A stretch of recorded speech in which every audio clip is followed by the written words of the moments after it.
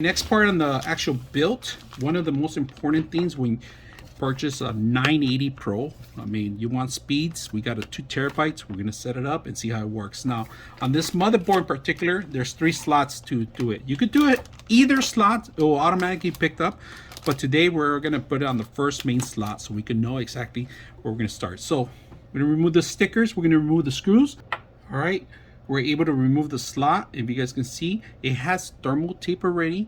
So they give you extra tape for the other slots, but my recommendation is use this one first, don't use the other one. Now for the M.2, there's already a little lock in place in here, if you guys can see it.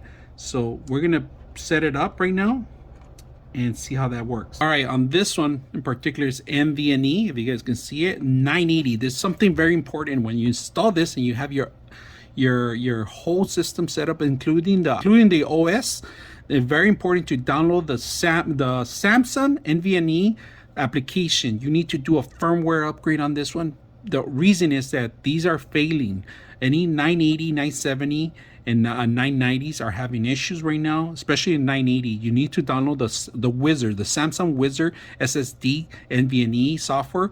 Once you do that, it's gonna let you know if it needs the firmware. Now, if you bought it recently, you might be up to date. So that's another thing too.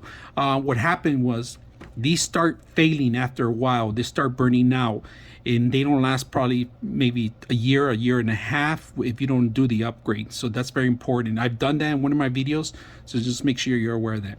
All right, when installing the NVMe, it does not need a 2mm screw or even smaller than that. Basically, once you set it up, there's a lock mechanism here, and it actually goes right over it. So you don't need a screw for this motherboard. It goes right over, it locks in place. Just make sure it go all the way up, and you don't have to worry about any screw in here, which is screwless, which is fine. This is a perfect thing. So those that lose the screw, like I do, I lose them constantly, have to reorder them. You don't have to do that no more. Now the next step is to make sure you set this properly how it was, and just make sure you mock it first, so you don't have to mess it up, because once you set this up, it's gonna be hard to remove. So this is the thermal tape that we're gonna remove, the actual plastic. Don't touch the thermal tape because it's a little moist in there. So we added the M.2 NVMe in here. We have plenty of slots for another one here and another one here, but today we're just gonna set one up. All right, here's the final sequence. We install Windows 11 on this. RGB lighting built in the actual GPU.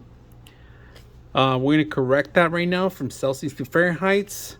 We're going to go ahead and change the lighting to match maybe the case, but we need to download the application here. We are going to install a couple of things too, and I could feel the fan sucking the air out, sucking it in. So might have to change a couple things. 99.6 of you are not subscribers in my channel.